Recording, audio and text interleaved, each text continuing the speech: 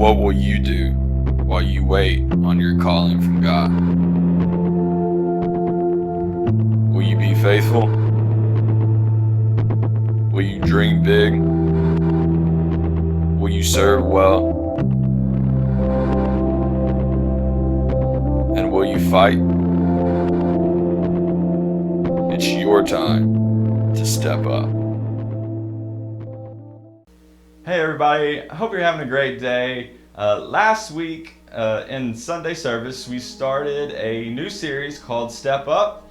And in this series, Step Up, that we started with the youth, it's all about a few men from the Bible who were anointed and they were called to do incredible things by the Lord, but they had to wait a little bit before they could step into those roles. And so over the next few weeks, in different ways, we're going to be talking about these cases and these instances in the Bible about these guys where that happened. So last week we talked about Joseph.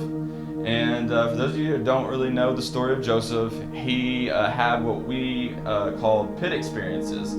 And these pit experiences happened in the case of, first off, he was actually thrown in a pit by his brothers because his father loved him the most. And so all the brothers got jealous, they threw him in a pit. Then they sold him to merchants. Then he got sold to another man named Potiphar. And then Potiphar's wife got him thrown in prison. And then Joseph finally ended up being in the palace next to the Pharaoh and being his right-hand man. But it took him a very long time from the time he was a kid and he was loved by his father and got thrown in the pit by his brothers. It took him a long time to get from there to the palace. He was an adult way on down the road before he got to see what God had really called him to do in the beginning, when he saw these dreams that God had given him, where he would have his brothers bow down to him, and all these things that God told him about. It was a very long time before that happened. So this is what this whole series is going to be about. Is going to be that God anoints people and God calls people, but sometimes it takes us a little while because God knows that we may not be ready, or there's certain steps that we have to go through for certain reasons before we get there. So last week with Joseph, when we talked with the kids on our Sunday morning service, it was all about Joseph being a fighter. He fought with faith. He didn't physically fight, he fought with faith, and he fought with God on his side, and people realized it all down the road. And so that is his story and why he was having these quote-unquote pit experiences.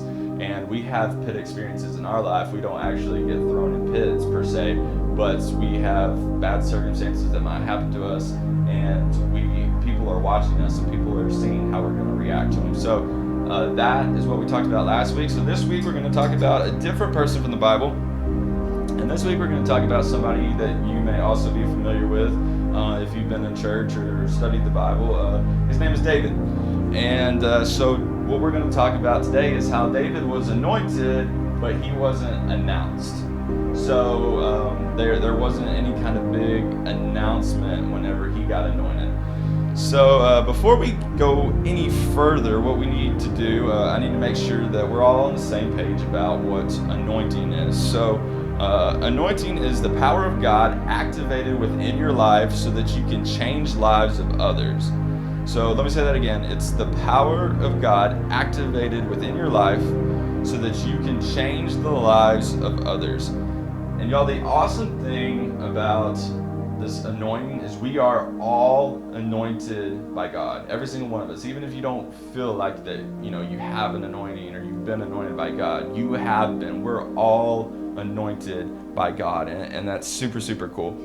So 1 John 2:20 and 27 even says this. It says, "You belong. The Holy One anointed you, and you all know it. Christ's anointing teaches you the truth on everything that you need to know about yourself and Him. It's uncontaminated by a single lie. Live deeply in what you were taught. And that just simply confirms what I said, is that we're all anointed by God. And I want you to realize that your anointing is from God. No person can take it. No person can change it. No person can mess it up. No person can do anything to jack up your anointing from God. And so that's really important, and I really want y'all to understand that. So let's go back to David, and let's talk about David and his case and being anointed. So what happens in David's case is Samuel is the king, and it's getting to the end where he needs to anoint a new king.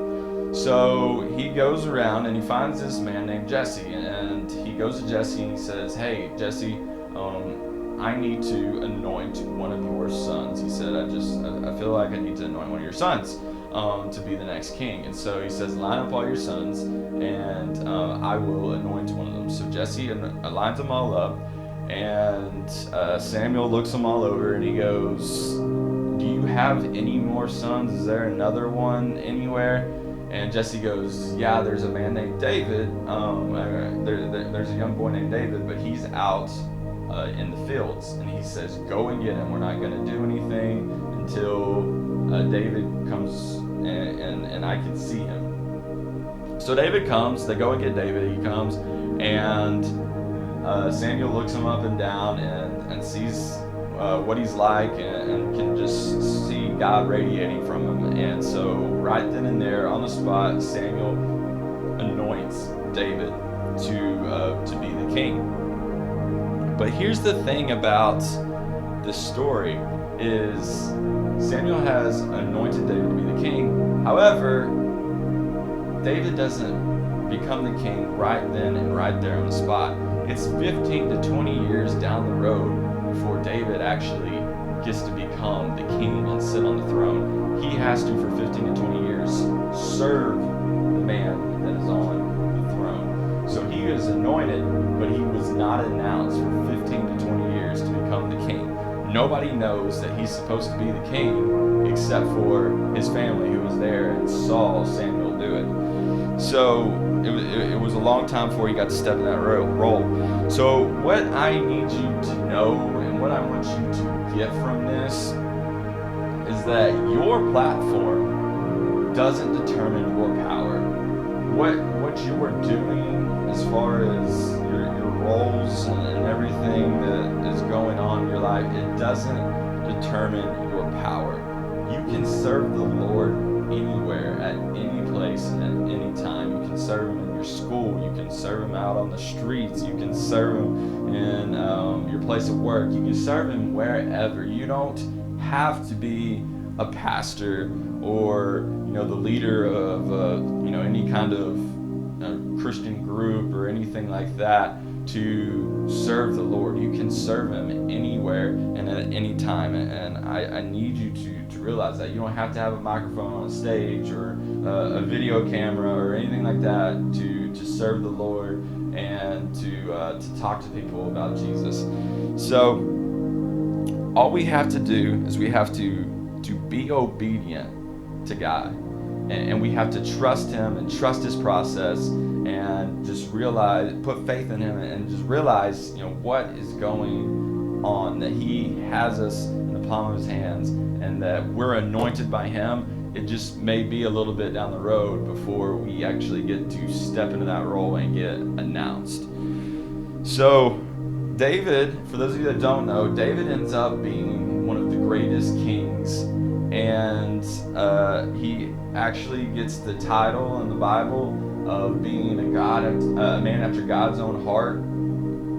And Jesus, the Son of God, ends up coming from David's bloodline, David's family line, and that's because he was obedient. David was obedient, and he trusted the process. He trusted God, and he didn't try to overstep that process. He didn't try to take any leaps and bounds over God and say, hey, I've been anointed. It's time for me to take the throne right now. And he didn't try to overthrow anybody. He didn't try to, say, hey, I'm the king and tell all these people. No, he sat back and he just took the little steps until finally 15 to 20 years later, it was time for him to become the king and do what God had truly called him to do. So I'm going to wrap this up, and I'm going to wrap it up with a question. And I just want you to think about this and kind of meditate on this question. And the question I want to leave you with is, will you be obedient and serve well now, knowing that you are anointed before you are announced? So let me say that again. Will you be obedient and serve well now, knowing that you are anointed before you become announced? So I just want you to think about that and think about this whole story with David. And are you going to be a David? Are you going to know that you've been anointed and know what's going on, that God has done big things in your life and he's doing big things in your life and he has big plans for you on down the road, but you don't have to be announced right now. You just have to wait and realize that God's got a process for you. So are you going to realize that? And so I need you to think about that over the next little bit, over the next few days, and just kind of meditate on that.